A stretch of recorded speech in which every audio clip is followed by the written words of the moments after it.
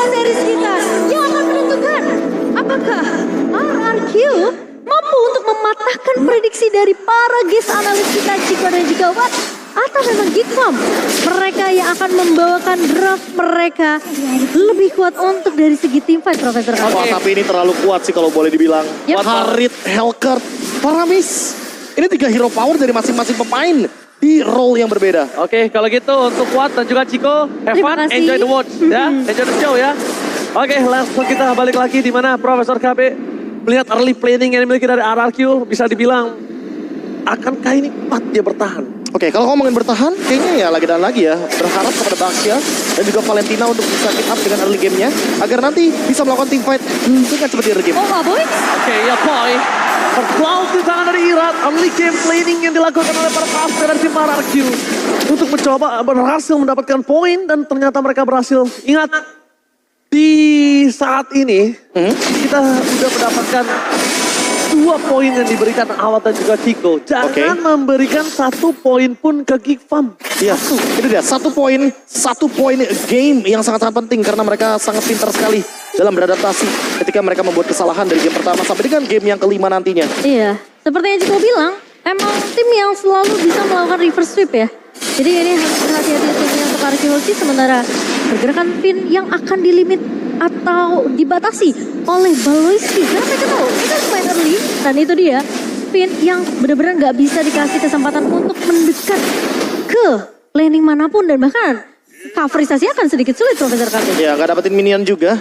Bakal sulit untuk menggapai level yang keempat. Menanti terlebih dahulu untuk di menit yang kedua untuk melawan clear. Karena Aboy juga membutuhkan sekali EXP-nya untuk bisa mendapatkan netherrealm. Oke.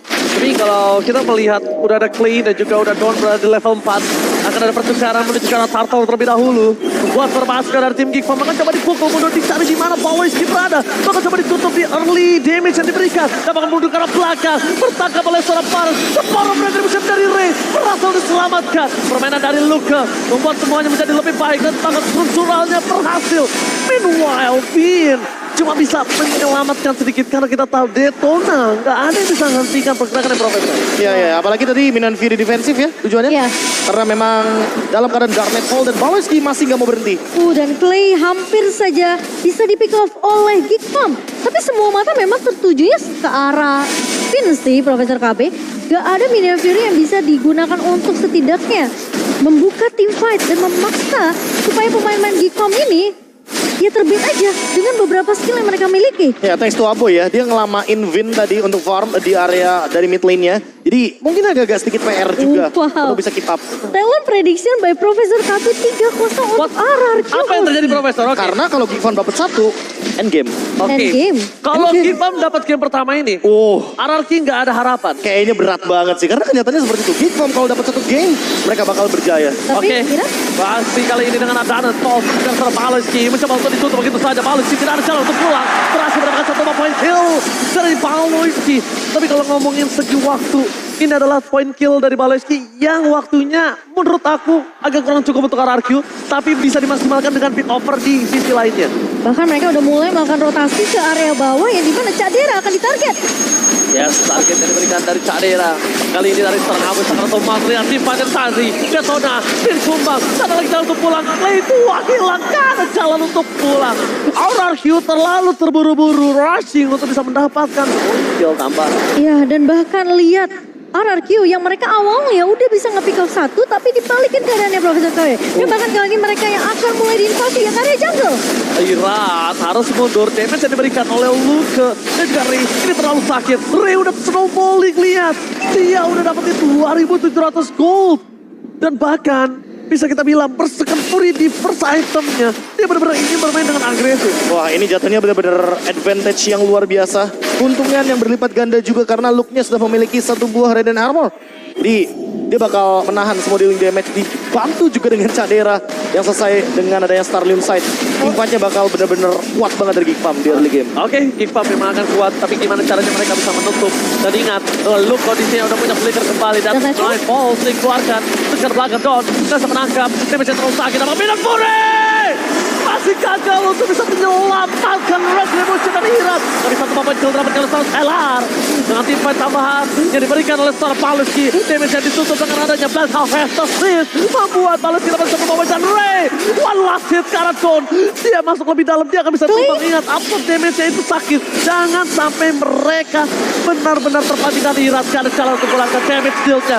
Kita bisa lihat di bawah sana. Sangat besar Baloyski yang diberikan oleh damage seorang Hellcat yang sudah dibicarakan kita di draft di awal. Kalau Baloyski akan menutup damage early yang dibutuhkan oleh Geekfam. Gak cuma dari Baloy sih, tapi lihat Ray bahkan dengan sangat agresif benar-benar menargetkan pemain-pemain Arkehosi yang bisa di pick off Profesor KB. Ya, ditambah lagi tadi sih Battle of Retribution ya. Ketika difokuskan ternyata malah didapatkan lagi oleh Geekfam. Geekfam juga menang team fight secara garis besarnya dengan damage deal yang diberikan dari 3 pemain. Ray, Baloyski, dan juga Cadera. Yang kalau kita lihat juga dari komposisi itemnya tentu akan building lagi. Snowballing yang gak akan berhenti. Pas claw next item untuk Ray. Ini akan membuat dia makin kuat dalam team fight. Apalagi berhadapan dengan Dawn sebagai Esmeralda. Dan tim fight di area tertentu tadi, itu trade-nya benar-benar berjalan untuk Geekfam. Kadira memang tumbang, tapi di sisi lain mereka juga berhasil untuk mempick off Skylar. Akan move, ketika backline mereka masih mendapatkan Tony. Sampai untuk terjadi damage yang terlalu besar. Ray di depan sana masih bertahan, Pavs on play. Berhasil mendapatkan Irat, 2 tumbang. Ini bencana. Tidak ada jalan untuk tim fight para pasukan dari tim Mararkyu. Mereka kehilangan taringnya. Custom pun terjadi. Skylar gak bisa masuk lebih dalam lagi karena itu dia. Damage dari hari terlalu besar dan sakit. Skylar gak akan kuat menahan damage yang diberikan oleh seorang Cadera. Wow, ini sesuai dengan para guest analis kita yang dimana Geekfam. Mereka kuat untuk di area-areanya. Memiliki power yang begitu luar biasa. Tuh tim fight 5 pun, ini bakal enak banget sebenarnya untuk Geekfam meskipun di sisi Arkehosi mereka punya minion diri Profesor KB. Totally outdraft.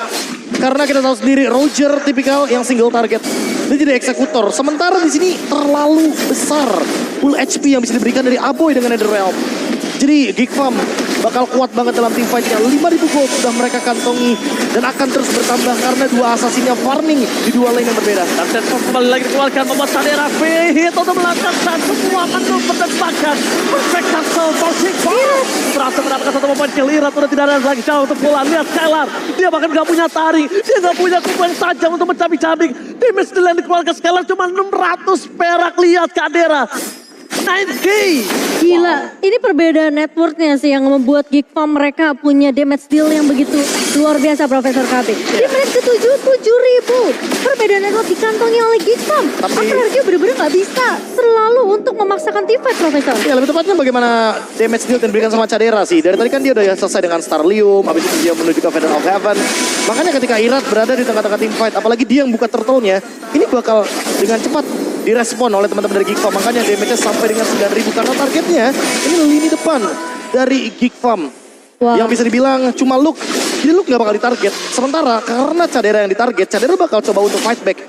Tiap kali ada Chrono Dash, dia akan memberikan shield kepada dirinya sendiri. Dan itu yang akan membuat Ray tinggal jadi eksekutor aja. Apalagi sekarang dia udah punya Malefic Roar.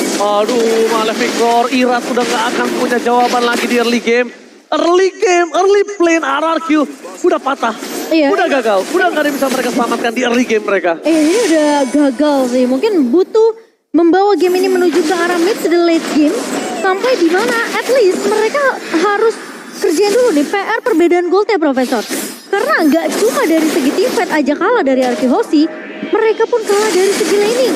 Lihat, bahkan dari Ray bisa pegangin laning jauhnya. Ya tapi masalah utamanya adalah karena mereka mau bawa Roger. Dan Roger itu kayak harus banget untuk menang early game. Sementara mereka gak menang early game-nya. Karena Cole, Ada fall tapi Cadera, Tarkon, dia karena belakang Irat, karena jalan untuk pulang memang siapa Sopeng. Hampir juga menumbangkan sosok seorang Clay. Dia terlalu sakit dan Ray.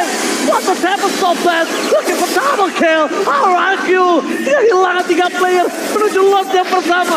Ini bencana. wow ini benar-benar outdraft dari RRQ. Mereka nggak mampu untuk setidaknya mendapatkan trade. Oh masih mau lebih? Skylar? Skylar, what are you doing Skylar? What are you doing? This red move yang diberikan Skylar. Udah gak ada jalan lagi. Skylar sudah gak bisa melakukan deal damage. Skylar berada di posisi yang sangat buntu. Oh my god, desperate move yang sangat berbahaya karena sampai dengan adanya flicker yang harus dia korbankan. Mengingat bagaimana Lord yang free bisa diamankan oleh Ray.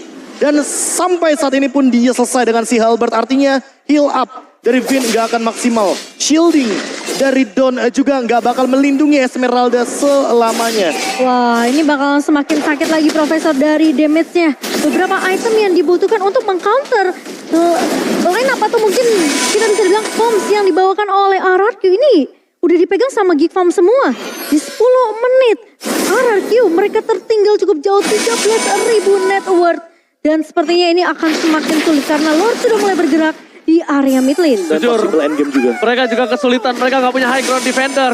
Dan ini bisa menjadi endgame kalau mereka tidak bisa menyelesaikan lot dengan sangat cepat. Permasalahan dari CNG Pak, fokus menuju ke dalam, top turret mereka. Menangkap ke arah Iran, seberang tempat sana, dan fokus keluarkan. Dan Ramgam sebelah menjadi tampakan lihat. Poranda kehilangan 2 player. Dan game pertama di garis depan membuat King Fab berhasil mengamankan game yang pertama. Sang Raja masih belum bisa untuk meneguk lutut. Penyelamat mereka di King Savior yaitu Geek Farm harus merelakan game pertama. Benar-benar ter-outdraft jauh dari RRQ. Dari 3